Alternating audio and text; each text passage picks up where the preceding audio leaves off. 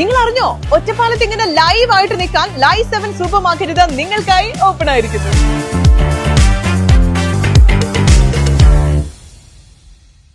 വാർഡിൽ നിരവധി വികസന പ്രവർത്തനങ്ങൾ നടത്താൻ കഴിഞ്ഞതായി 19ാം വാർഡ് കൗൺസിലർ പുഷ്പലത.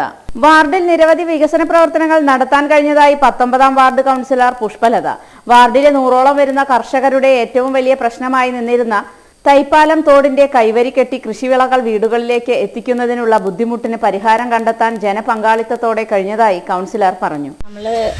ഒരുപാട് കർഷകരുടെ ഒരു പ്രശ്നത്തിന് പരിഹാരം കാണുക എന്നുള്ള ലക്ഷ്യത്തോടു കൂടി കൈതപ്പാലം തോട് ആകെ പൊട്ടി നാശമായി കിടക്കുകയായിരുന്നു.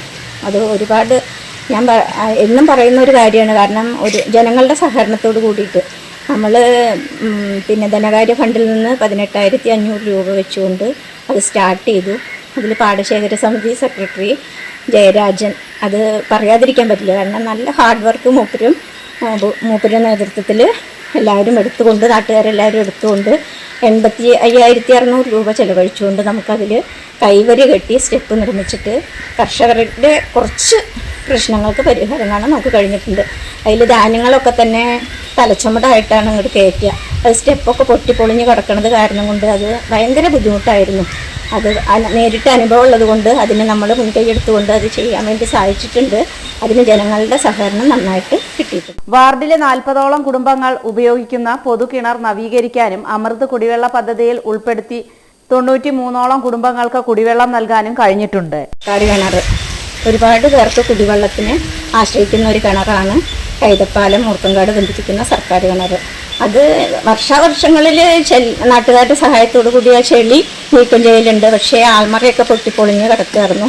അതിന് നമ്മൾ മൊത്തം മുനിസിപ്പാലിറ്റിയിലെ സർക്കാർ കിണറുകൾ നവീകരിക്കുന്ന കൂട്ടത്തിൽ നമ്മുടെ സർക്കാർ കിണർ നവീകരിച്ചുകൊണ്ട് അതിപ്പോൾ ഗ്രില്ലിട്ട് അതിൻ്റെ ആൾമറ കെട്ടി നല്ല രീതിയിൽ അതൊരു ജനങ്ങൾക്ക് ഉപയോഗിക്കുന്ന വിധത്തിൽ അത് ആക്കാൻ കഴിഞ്ഞതിൽ അതിയായ സന്തോഷമുണ്ട്.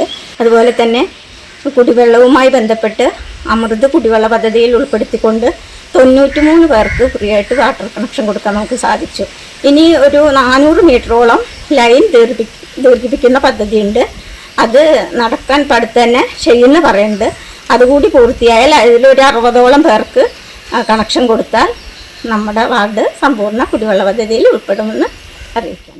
100ഓളം പെൻഷൻ പുതിയതായി നൽകാനും കഴിഞ്ഞിട്ടുള്ളതായും ജനങ്ങളുടെ ആവശ്യപ്രകാരമുള്ള കാര്യങ്ങൾ 99% നടപ്പിലാക്കാൻ സാധിച്ചിട്ടുള്ളതായും കേന്ദ്രീയ വിദ്യാലയം റോഡിന്റെ നവീകരണ പ്രവർത്തനങ്ങൾ കാലാവസ്ഥ അനുകൂലമായാൽ ഉടൻ ആരംഭിക്കാൻ കഴിയുമെന്നും കൗൺസിലർ പറഞ്ഞു. അതുപോലെ തന്നെ സാമൂഹ്യ സുരക്ഷാ പെൻഷൻ 215 പേരാണ് ഇപ്പോൾ ഇവിടെ വാങ്ങുന്നത് വാർഡിൽ.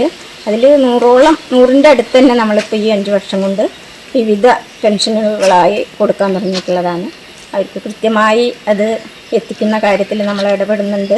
അതുപോലെ ഒരു തരത്തിലുള്ള വിട്ടുവീഴ്ചയും അവിടെ ഇല്ല. നമ്മൾ പറഞ്ഞ കാര്യങ്ങൾ ഈ ഒരു 10 വർഷക്കാലം പറഞ്ഞ കാര്യങ്ങളൊക്കെ തന്നെ പൂർത്തീകരിക്കാൻ 99% എനിക്ക് കഴിഞ്ഞിട്ടുണ്ട്. പക്ഷേ അതിലൊരു കാര്യം നിറവേറ്റാൻ പറ്റാതിരിക്കുന്ന ഒരു സാഹചര്യമാണ് ഇപ്പോൾ ഉള്ളത്. അതടുത്ത് തന്നെ കാലാവസ്ഥ അനുകൂലമായാൽ അത് അടുത്ത് തന്നെ പണി പൂർത്തീകരിക്കും. അത് കേന്ദ്രീയ വിദ്യാലയ റോഡാണ്. ആ റോഡിൻ്റെ പണി 2 കോടി രൂപയുടെ MLA ഫണ്ട് ഉപയോഗിച്ചുകൊണ്ടുള്ള വർക്ക് അടുത്ത് തന്നെ കാലാവസ്ഥ അനുകൂലമാണെങ്കിൽ അടുത്ത് ചെയ്യാമെന്ന് അറിയിച്ചിട്ടുണ്ട്. ടെൻഡർ നടപടികൾ പൂർത്തിയായിട്ടുണ്ട്. നമ്മൾ ഉള്ളിലേക്ക് വേണ ഒരുപാട് റോഡുകൾ കേന്ദ്രീയ വിദ്യാലയ റോഡ് 19ാം വാർഡ് കൗൺസിലറുടെ മാത്രമല്ല 5 വാർഡുകൾ ഉൾപ്പെടുന്ന റോഡാണ് കേന്ദ്രീയ വിദ്യാലയ റോഡ്.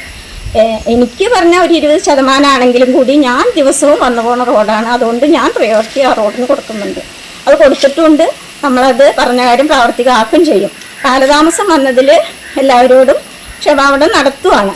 അത് പെട്ടെന്ന് തന്നെ ജനങ്ങൾക്ക് അത് നേരേക്ക് പ്രവർത്തനയോഗ്യമാക്കി കൊടുക്കുന്നുള്ള കാര്യത്തിൽ ഒരു സംശയമില്ല. കക്ഷി രാഷ്ട്രീയമില്ലാതെ വാർഡിലെ ജനങ്ങൾക്ക് വ്യക്തിഗത ഗുണഭോക്തൃ ആനുകൂല്യം നൽകാൻ കഴിഞ്ഞിട്ടുള്ളതായും 19ാം വാർഡ് കൗൺസിലർ പുഷ്പലത പറഞ്ഞു. ആനുകൂല്യങ്ങൾ, ഭവന പുനരുദ്ധാരണം, അങ്ങനെയുള്ള വിവിധ ആനുകൂല്യങ്ങൾ കൊടുക്കുന്നതിൽ നമ്മൾ കക്ഷി രാഷ്ട്രീയത്തിന് അതീതമായിട്ടുള്ള ഒരു പ്രവർത്തനമാണ് ചെയ്തെടുക്കുന്നത്.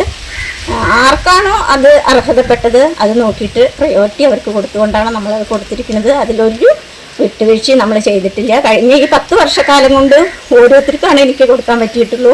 കാരണം നിരവധി അപേക്ഷകർ ഇവിടെ ഉണ്ട്. സാധാരണക്കാർ ജീവിക്കുന്ന ഒരു മേഖലയാണ് 19ാം വാർഡ്. അതുകൊണ്ട് അപേക്ഷകൾ വരുമ്പോൾ കൂടുതൽ അപേക്ഷകളും ഭവന പുനരുദ്ധാരണമായിട്ട് ബന്ധപ്പെട്ടാണ് വരുന്നത്. അത് നമുക്ക് പൂർത്തീകരിക്കാൻ കഴിയില്ല. കാരണം 10 ആൾക്ക് ഉണ്ടായിരുന്നത് എമൗണ്ട് കൂട്ടിക്കൊണ്ട് ഇപ്പോൾ 4 ആൾക്ക് ഒരു വർഷത്തിൽ കിട്ടുന്നത്. അത് അത്രയും അർഹതയുള്ളവർക്ക് മാത്രമാണ് നമ്മൾ കൊടുത്തിട്ടുള്ളൂ. അതിൽ നമ്മളൊരു വേർതിരിവും കാണിച്ചിട്ടില്ല.